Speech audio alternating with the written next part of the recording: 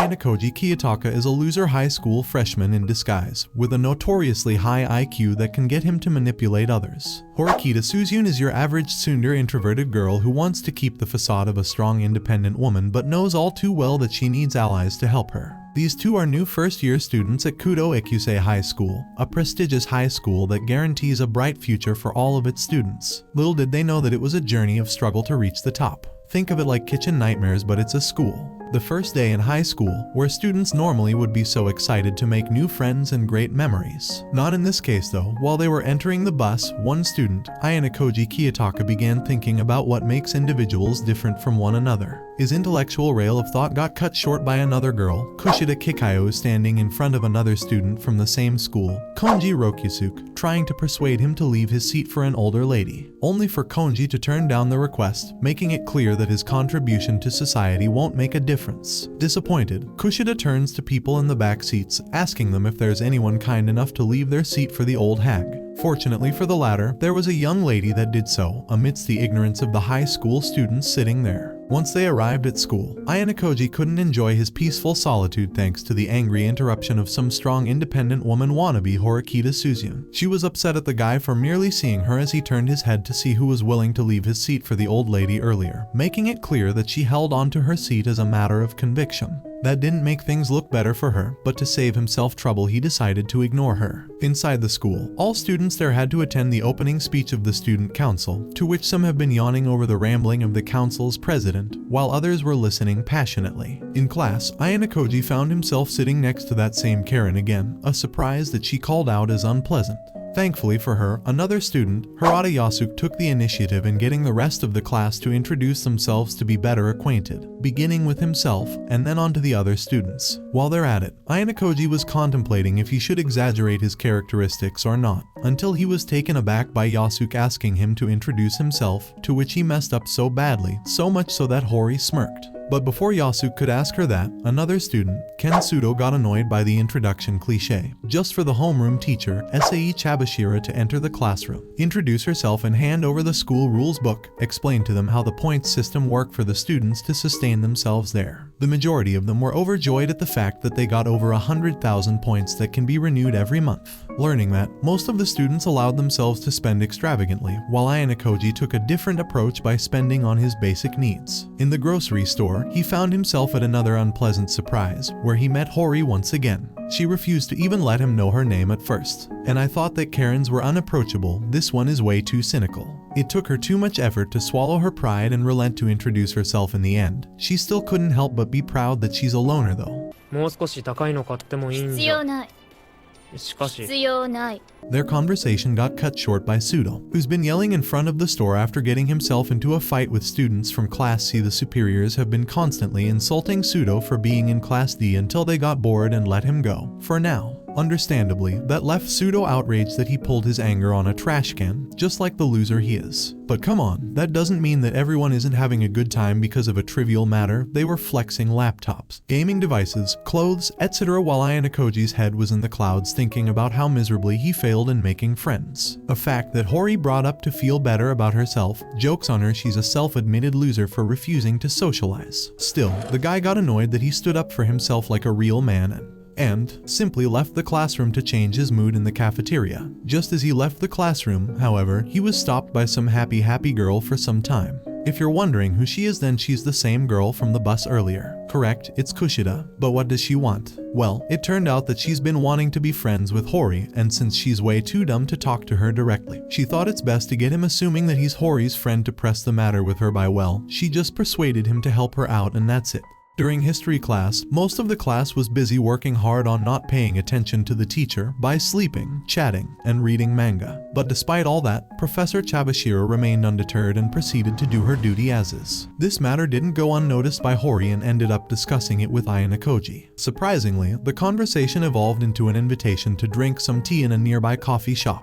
An invitation that she reluctantly accepted. Now the coffee shop was quite crowded, but it didn't take the couple long to get an empty table, so they sat in and ordered their coffee. But just as they began to talk, Kushida showed up out of nowhere and took the freedom to sit at the same table as them. Hori was annoyed by that fact and decided to leave immediately. She couldn't grasp the idea of being with other people, and after a brief back and forth, Ayanokoji admitted that he did indeed set her up to meet with Kushida. Without further ado, Hori took her leave. Still, Kushida was worried that she might have caused trouble for Ayanokoji that way, but the guy played it cool since he wasn't friends with Horikita. Just as they were talking outside though, they met with a Class B student, Ikano's Hanami. Ayanokoji was impressed that she managed to make friends outside of her class. But just as Kushida began expressing her amazement of the school, he felt that something wasn't right. He didn't bother mentioning anything publicly though, for now. He couldn't help but mention what Hori buys from grocery stores and all, an information that made Kushida even curious, to the point that she got way too close to him physically. At home, Ayanokoji couldn't help but think at how lavishly other students were spending their points while remaining oblivious to what was to come. On May 1st, the students were confused at the fact that they hadn't received their 100,000 points yet, so by the arrival of their teacher, they pressed the matter with her. Chabashira met them with the shocking truth that they wouldn't receive any points this month, calling them out as fools for thinking that such a huge amount of points would be given to them with nothing in exchange.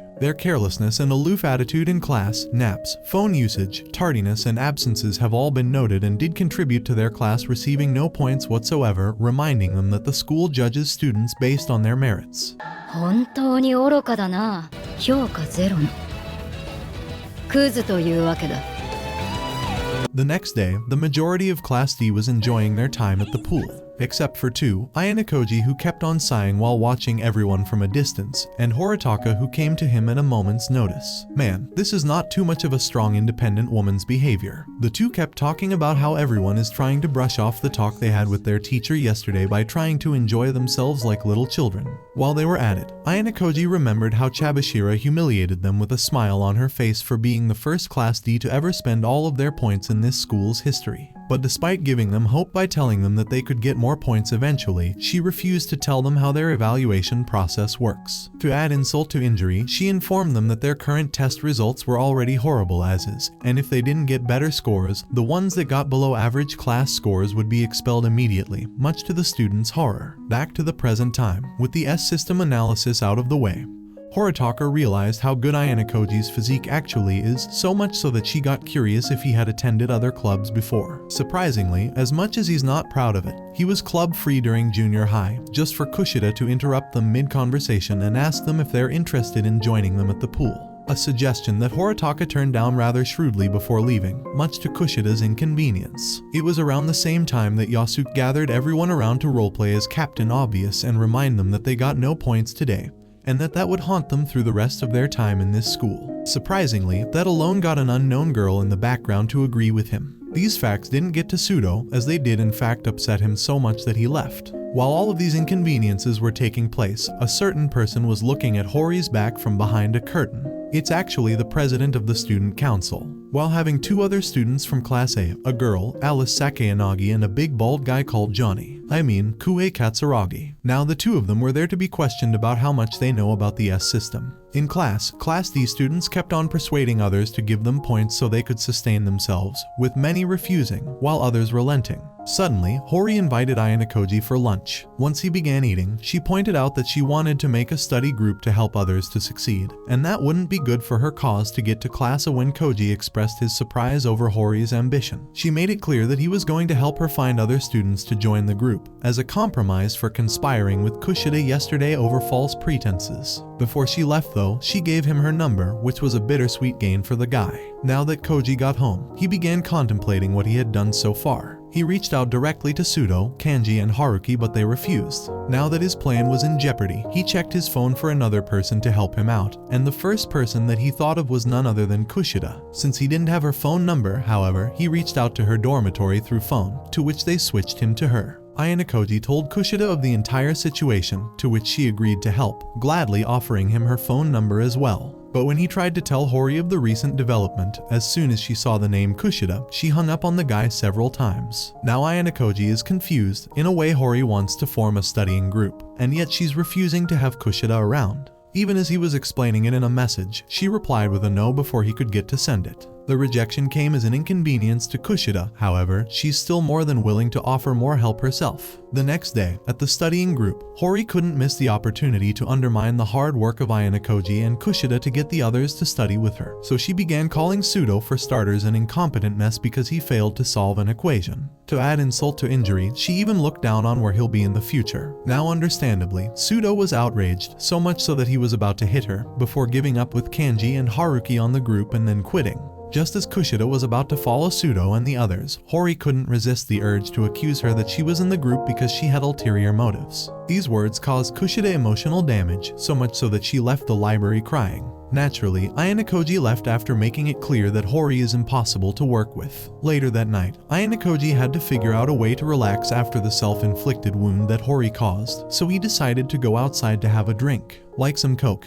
it's there that he found something even better than his wildest dreams. He caught Hori talking to the president of the student council, which is her older brother, Hori Manabu, trying to convince him that she's not a loser and that she'll do her best to prove that point. Still, that didn't get to her elitist brother and he pinned her against the wall, but just as he was about to beat her, Ayanokoji came in just in time to save her. After a brief demonstration of physical agility on his behalf, Ayanokoji managed to convince Manabu to leave his sister alone, potentially reminding him that this isn't Sweet Home Alabama. Of course, Manabu noticed how interesting a guy Ayanokoji actually was before taking his leave. Now that the classmates are together, Hori can't let go of her shrewd attitude around Ayanokoji, even though he saved her from domestic violence just now. She also made it clear that she was done with the studying group idea. Before she parted ways with him, however, Ayanokoji pointed out that she needed allies if she wanted to climb her way to Class A. As time passed, everyone was trying desperately to pass the exams that they got. With everything looking as bleak as my future, every single student of Class D has passed their exams. Students from Class D erupted from joy, thanking Kushida for her contribution to their success, while Hori couldn't help but wonder what have Ayanokoji done behind the scenes to ensure everyone's success. Only then were actually taken to Richard Watterson's, Ayanokoji's flashbacks from 3 days ago. That evening, he saw Sudo getting into a fight with Class C students, led by Kakeru Ryuan. Now the senior students have to pin down Sudo and threaten him. Thankfully, Ikanos from Class B came in just in time to put an end to this fight, which they reluctantly accepted.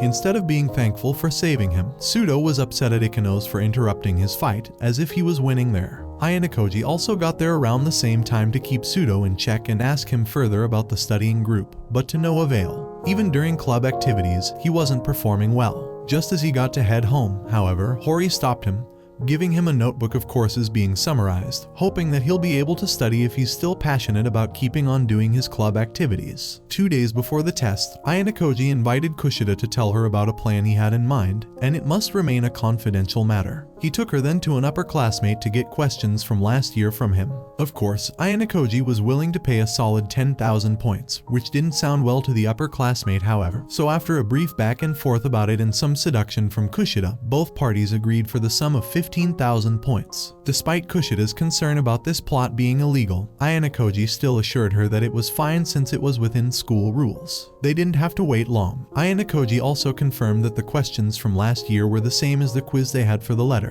Now with this crucial information, they can proceed in helping other classmates to not get expelled. Before that, however, Ayanokoji needed Kushida to be the cover of this entire plot, to which she gratefully agreed. Last day before the test, Kushida passed on copies of the test questions to other students, much to their delight. Of course, not everyone was so eager to take on the documents. Konji refused, for example, as he thinks he's way too good to accept such an offer. Hori on the other hand accepted, but before she could ask for a favor, some simps decided to interrupt her, making her leave without saying a word. Back to present time. Everyone there is overjoyed with the news, even their homeroom teacher is impressed, even though she announced that Sudo failed to get the average score of 40. Now his happiness has been ruined, as he's about to be expelled from school now, despite his classmates' appeals. Just as things started to look disastrous, Ayanokoji took his leave from the classroom to get some fresh air, just to meet Professor Chabashira on the roof of the school. He tried to persuade her to allow Sudo to pass, but she refused. This kept on going for some time until Ayanokoji brought up the idea of buying one score point for 10,000 points. Chabashira was taken aback, especially when Hori emerged out of nowhere to suggest the same offer. Now with the increasing pressure and tenacity that Kaizuka Inaho's ripoff and the tsundere girl have shown, Chabashira relented to their demands unconditionally, telling them to inform the rest of the class that the school administration has reconsidered expelling Sudo. Once school was over, Ayanokoji and Hori sat together to discuss what happened during the test. The former realized that Hori intentionally made mistakes to lower the average class score, a fact that got the girl to ask for his manager, threatening to hit him with a compass. Wait, she actually did. That night, Sudo, the other two losers as well as Kushida and Hori, have all gathered inside Ayanokoji's apartment to celebrate their success, much to his disappointment. Just as everyone started asking him what had he done to get Sudo to succeed, he used Hori as a cover, putting her in a more positive light. Despite the praise she got, Hori was outraged at being used as a cover for Ayanokoji's actions, but she had to keep up the facade. By the time the party was over and Kushida finished up helping Ayanokoji clean the mess that the loser trio left behind, our boy figured that Kushida had forgotten her phone. He took it upon himself to bring it back to her. He noticed that Kushida wasn't heading back to her room but rather outside of the dormitory altogether. So he followed her silently and stumbled upon an unexpected moment of Kushida abandoning her happy attitude and became a furious toxic Karen that expressed how much she hates Hori and how much she wants her to take an early retirement from life. Her anger switched from the sea barrier she was kicking to Ayanokoji's phone that found no better time to ring than now, forcing him to reveal his presence. The angry bird suddenly threatened to report our emotionless guy that she'll report him for saw if he ever leaks what he saw, and to make sure she got proof, she held his hand and placed it on her breast. The guy basically relented as he stood in disbelief that this happy girl turned out to be such a toxic Karen that switched back to her first mode in a blink of an eye. The next day, Class B students were looking at the board with their homeroom teacher wasted just like me after realizing how bleak my future seemed. Still, that didn't stop the class from being overjoyed. While Ikenos was sharing her classmates' happiness, another classmate of hers, Chihiro Shiranami, owed their success to the former and hugged her, expressing how glad she was to be a part of Class B. On his way to school, Ayanokoji encountered both Hori and Kushida at the elevator. Our boy couldn't forget the dark side he witnessed in Kushida. Once they were out, they met Ikenos from Class B, who after teasing Kushida for having a boyfriend asked whether they had gotten their points or not. A question that sounded bitter to the Class D students. It didn't take them long to figure out why, because Professor Chabashira informed them that the school administration had some technical issues that were causing the delay, much to the students' inconvenience. Now once the day is over, Ayanokoji goes to meet up with Ikenos. She hesitantly informed him that there's someone that wants to ask her out, but she doesn't share the same feeling with them. The dude couldn't help but play the Captain Obvious role and point out that she needed to confront that person on her own and express her true feelings. But before she could say a word, that POKEMON person showed up. It turned out that it was Chihiro, who after seeing Ikenos and Ayanokoji together, assumed that they were in a relationship. Fortunately for Ikenos, Ayanokoji saved the day and told Chihiro that they're actually friends, leaving Ikenos to gather her courage and be responsible for her decisions. By the time he went away to sigh in loneliness over hitting rock bottom with his lack of points, Chihiro was running and crying while Ikenos was relieved that this ordeal was over, thanking Ayanokoji for being there for her. At the Students' Council office, Manabu got a report from his secretary, Akane Takabana, informing him of a fight where Sudo is involved. The next day, Ayanokoji arrived at class to see Sudo desperately trying to convince girls in his class to believe that he was defending himself, but to no avail. Professor Chabashira came in a little later to further explain the issue as it was reported to the rest of the class, which is the exact opposite of Sudo's story. If that wasn't enough, Sudo had no evidence to prove his innocence. The same applies to witnesses. Everyone's reaction there did vary from sympathizing or wanting to stay out of this, to outright thinking that it's best if Sudo got expelled. Chabashira concluded to the class that they needed 1 week to prove Sudo's innocence before Class C got Sudo expelled. Now I know what you're thinking, how are Class C students doing? Well, it turned out that they were having the time of their lives. Tequila, girls, loud music, yeah, they sure are having fun there. The fun was only interrupted by the arrival of a classmate of theirs complaining to Ryuan that he might have been seen. If you thought that he was done with the fight, then you ain't seen nothing yet, girl. As a big black guy, Albert Yamada came in to turn the bad boy's face into a mess. Now that he looks like a proper victim in Ryuan's eyes, they can proceed with their plan to get Sudo expelled. Oh, I just realized that compared to a failure like Sudo, Ryuin neither was loved by his parents and neither will get a job in the future. As for Sudo, well, more for his classmates rather, they were frustrated that they were not going to get any points for this month because of the mess he got himself in. Hori on the other hand believed that the whole thing was staged to frame Sudo, and that his bad temper had far-reaching consequences. Ayanokoji was on the same page when Yasuke came in to rally the class to work together to help Sudo, thinking he was some kind of Caesar. After all, if it's not for Sudo's sake, it's in the class's best interest to get more points. With some motivation from Kushida, many others joined, while Ayanokoji reluctantly accepted. Now, of course, finding witnesses was as difficult as finding a girlfriend. Just as Kushida and her goons were about to lose hope, Ikanos came in after she heard of the crisis they were in. Once she heard the story, she pledged to help Class D, while ensuring Ayanokoji that he can think of it as a payback for his help with her own problem. The next morning, Ikanos brought up a classmate of hers, Kanzaki Ryuji, who published a notice about information related to Sudo's case, a notice that got replied to not too long after. The mail said that Sudo was actually pretty good in fights since junior high, so much so that everyone there was rather scared of him. Now with that in mind, it didn't add up that Sudo could still beat 3 strong guys without taking a hit. As such, it would make more sense that the whole thing was made to frame Sudo as the aggressor. Once Ayanokoji gave the bigger happy girl a lesson in how to send points to an anonymous user, they parted ways to do whatever they did. Except that Ayanokoji was left shocked at how many points Ikanos had. Back home, he was even more surprised that the 3 losers and Kushida were in his apartment, to which they answered that they duplicated his entrance key. Before he could say anything, Hori came in too. At least she was polite enough to knock on the door first. She changed her mind about entering when she figured out that there were other people inside. But Ayanokoji insisted that she enter and let her only talk about her new discovery for the case. Despite her refusal to enter, she still informed them that there was indeed a witness from their class called Sakura Eri. She also made it clear that even if she testified, it wouldn't prove that Sudo was the defender in that fight. Kushida tried reaching out to her but to no avail. Once the meeting was over, Kushida visited Ayanokoji again, as she was concerned about what Hori meant. As they walked outside, he explained that the very root of the problem wasn't Sudo's self-defense, but his ill temper that was getting him in unnecessary trouble, including making Hori reluctant to cooperate with him in the first place. Before parting ways, Kushida was about to ask Ayanokoji a personal question, but changed her mind at the last minute. The next morning, Kushida met Sakura in the school corridor. As the former insisted they talk about Sudo, Sakura panicked and fell off the ground as she tried to free herself. As she did, she checked on her camera, which she found that it broke and needed to be repaired. Deep down she was too scared to get involved though. Thankfully for Kushida, Sakura called her and Ayanokoji to come with her to the repair shop to fix her camera. At first glance, it seems weird to ask Ayanokoji to come with her, but once they're at the shop,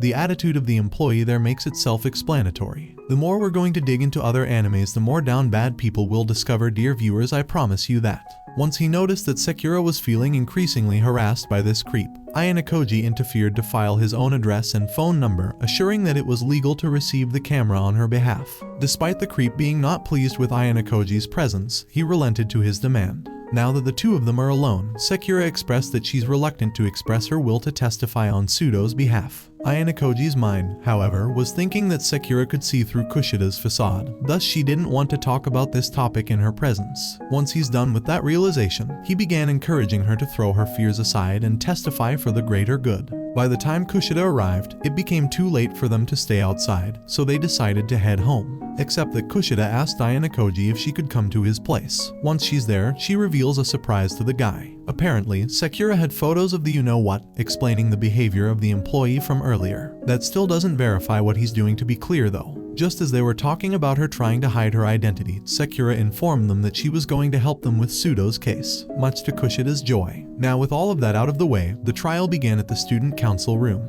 Class D had their homeroom teacher Chabashira present, as well as Ayanokoji, Hori, and Sudo himself, while Class C had the 3 assaulted students with their homeroom teacher being there as well. After a brief introduction of the case, Sudo snapped out, pointing out his innocence. Still, such a statement would be thought of as irrelevant as Ricegum on the YouTube community. Fortunately for Class D, Ayanokoji tickled Hori to force her into getting a reaction. With Hori snapping back into reality after a brief Hakuna Matata dance, she began by questioning the Class C students about the circumstances of the fight. She didn't swallow the idea that it was a problem after practice. As one of the trio, Ishizaki got involved in this issue, pointing out that having a strong guy like him around and yet still refusing to fight back if they were attacked is an idea that defies common sense. When the trio began complaining that common sense doesn't work on the likes of Sudo, Hori called on Sakura as her witness. Still, despite their initial shock, Sakura's testimony didn't prove much even with images, which led the Class C homeroom teacher to get down his high horse and suggest a compromise. Hori, however, refused the compromise, leading to an argument in the council. Having had enough of it, Manabu concluded that he'd make his own judgment the next evening.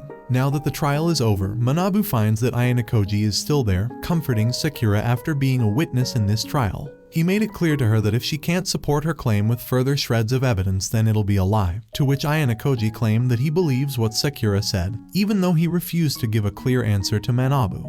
By the time this upheaval is over, Sakura went to the restroom to calm down by checking on a website for her dedicated fans. She was pleased with the supportive comments at first until her most devoted, dedicated and persistently supportive fan began to text her in a manner that made Sakura lose her cool. That was nothing compared to finding that there were pictures of her left in her dormitory's mailbox. At school, Ayanokoji and his Karen friend found that there were no CCTV cameras in the area. It came as a strange occurrence to them, since they're all over the place, but why not here? That brought Hori an ingenious plan. The next morning, Ayanokoji came to class to thank Sakura for her testimony, ensuring her that he'd be there for her if she was in need of help. Just as she was about to open up, however, he turned her down to get to something more important, like the boss he was. Back to where he was with Hori yesterday, the Class C losers arrived and found that Ayanokoji was waiting for them, who proceeded to tell them that they got pranked. Just as they were about to take their leave, Hori came in to tell them that they were recorded by surveillance cameras the entire time. They tried to downplay the situation at first, but when told that they'd be expelled for falsifying pieces of evidence, they panicked. So much so that they nearly hit Hori, but when she reminded them that they were being recorded, they relented and agreed to drop the case against Sudo. Now with that out of the way, let's take a look at how Sakura is doing.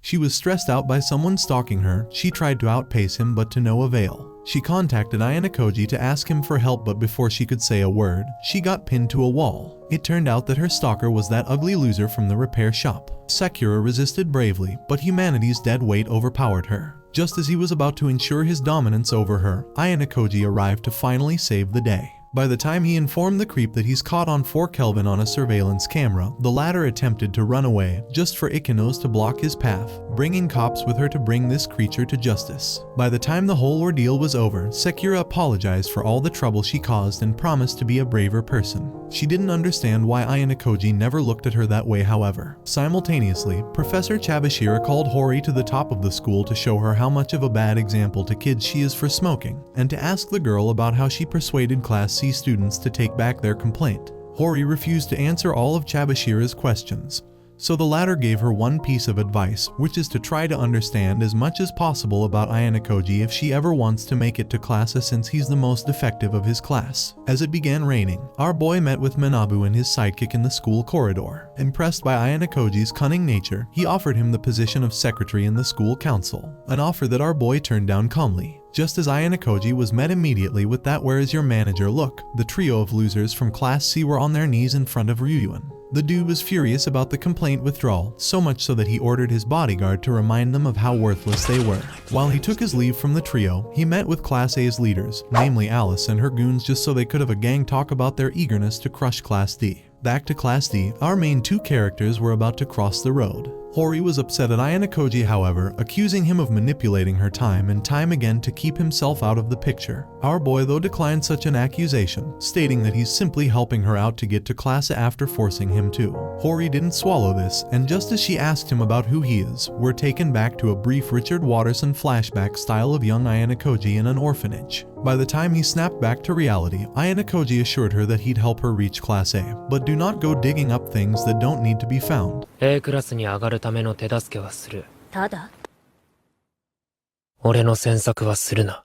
The next morning, Hori was going through some Patrick Bateman morning routine, before getting a phone call from Ayanokoji, which she hung up on. After a great deal of persistence, she hung up on him again before he could finish asking her to go to the pool with him. Last night, however, 4 shadowy boys met there to discuss their operation, Closet Crusade. Back to the present time, Hori actually agreed to Ayanokoji's request, and went outside to touch the grass. Once she's out, she meets with Yasuke and his girlfriend, Kei Karuizawa. Now our tsundere girl was blunt in expressing how much she doesn't like Kei. After being confused about why she's going outside with other people after being a strong independent woman for pretty much all her life so far, the first thing she did was asking our boy about the trio loser's whereabouts. Before our boy could answer, however, the trio, namely Sudo, Ike and Yamachi, arrived. They managed to gaslight her to think that they overslept when they came back from the pool's direction. Now that they were on their way there, it became evident that the loser trio was part of the shadowy figures from the previous night. Just as Ike and Yamachi kept on discussing in sign language about their next step in the plan, however, they came across Ikenos and her classmates,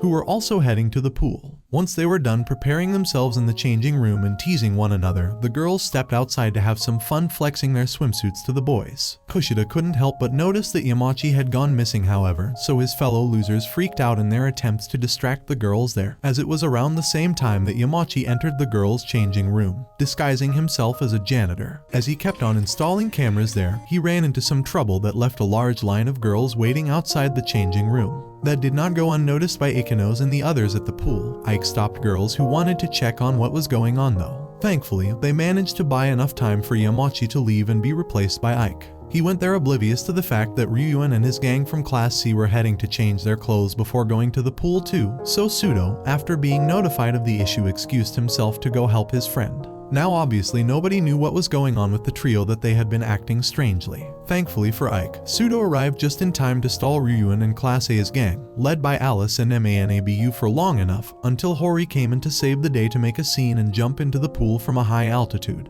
It turned out that Ayanokoji was a whistleblower of the entire operation, as he informed Hori of the loser's intentions there. He also managed to push her into the pool to have a bit of fun before the pool's closure. That night, Hori's day was over with her smiling after how fun the day was. A few days later, Ayanokoji couldn't help but sit next to Chabashira to have a brief talk as they watched a theater performance about the legends of Icarus. The conversation went a little aggressive when he learned that his professor knows all about him. Now he have to work hard to get to class or else he'll be expelled. The next morning, everyone was amazed at spending their summer vacation on a luxurious cruise ship. They couldn't help but enjoy having the time of their lives there. It went surprisingly well for Ike in particular for earning permission to call Kushida by her first name. That sent the other two fellow losers of his into activating their simps mode for Hori and Sakura, while the anime version of Filthy Frank's Prometheus Akonji was enjoying his beauty and his thongs on a chaise longue. Of course, losers couldn't help but show how terrible they are, so they hopped in a prestigious restaurant and made fools out of themselves by breaking every rule in the book of etiquette before being forced to go for another restaurant. But hey, at least they got to encounter a certain celebrity there before they left. In his bedroom, Ayanokoji couldn't forget about the conversation he had with his teacher. His trail of thoughts was interrupted by Yasuke's arrival, who wanted him to socialize with the rest of the class, an offer that Ayanokoji firmly declined. Just as he began rambling about how Class D must unite to overcome hardships, his demeanor changed when his girlfriend called him. That evening, our boy met with the tsundere MC of the show, expressing how skeptical she feels about this trip being just a normal vacation. They couldn't enjoy their conversation, however, as Ryuan came in with his watchdog to harass Hori. Of course, he didn't leave without making a fuss with a girl in his class, Ibuki, that even when he parted ways with her, he left Albert, the watchdog, to pacify her. Now this seems more like gang violence to me than a school anime. That night, Ayanokoji got back to his favorite hobby of catching people on 4K. This time it was Sakura who was trying to train on a confession. She was relieved to learn that he didn't hear anything she was saying. Happy times don't last for long, however, since Kushida found no other time to appear other than now. When Sakura was beginning to feel confident enough to confess her feelings to our boy, now with her plans in shambles, she left the scene without saying much. Ayanokoji followed suit a little later, as he couldn't shake the thought that Kushida's happy attitude is nothing short of a facade. Or so he thought. Because that facade shortly fell briefly to learn that he's wary of her. He shouldn't be wary of someone that threatened to report him to authorities for committing saw against her, even if he actually didn't.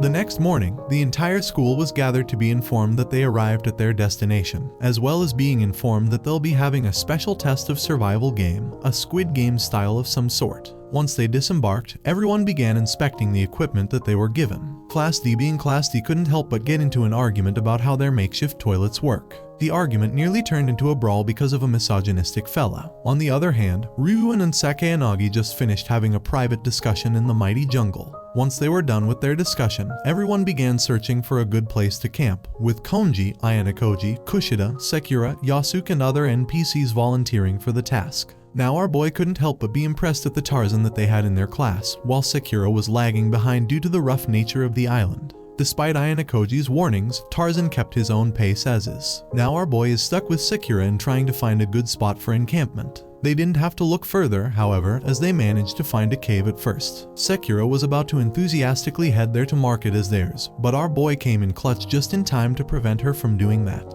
As it turned out, Katsuragi and his classmates had taken that place. It wasn't a coincidence, but rather he had spotted that location since the cruiser was circling around the island for a day. By the time Ayanokoji and Sekura arrived to report what they found, Ike found for his team a good encampment location near a river. After a brief discussion that ended with Hori becoming the team leader, Yasuke and the rest of the class couldn't help but doubt Ike's judgment over the drinkability of the river water, while ordering Ayanokoji to get some branches to light a campfire. A task that he managed to do with Yamachi and Sakura. While Yamachi kept on scheming on his way back to Riz Sakura with Ayanokoji, they were encountered by Ibuki from Class C, lying on the ground after getting beaten by Ryuan. Initially, Ibuki refused to get any help but then relented to their persistence. It was around the same time that everyone recognized Ike's experience in everything related to camping. Ike in return apologized for being harsh with Kurosawa that morning about the toilet issue. Once the points spending are discussed, everyone can finally rest assured for a bit. Sharing food, having camping vibes, all that jazz, until Sudo snapped out of nowhere screaming insults at Konji for calling it quits and returning to the boat, ruining everyone's happiness in a second.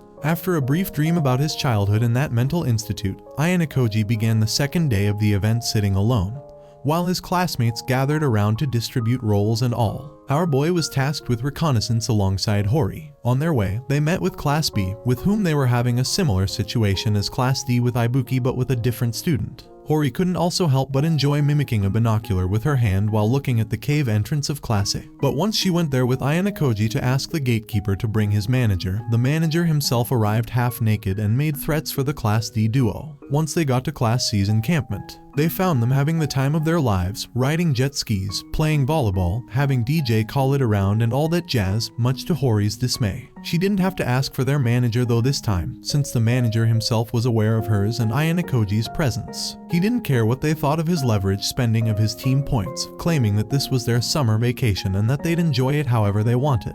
He shows obvious indifference at the news of Ibuki being with them, however, much to Hori's disgust. Nothing of great importance happened on the third day of the event. The fourth day was no different than the former. Everyone was having fun harvesting fruits and catching fish.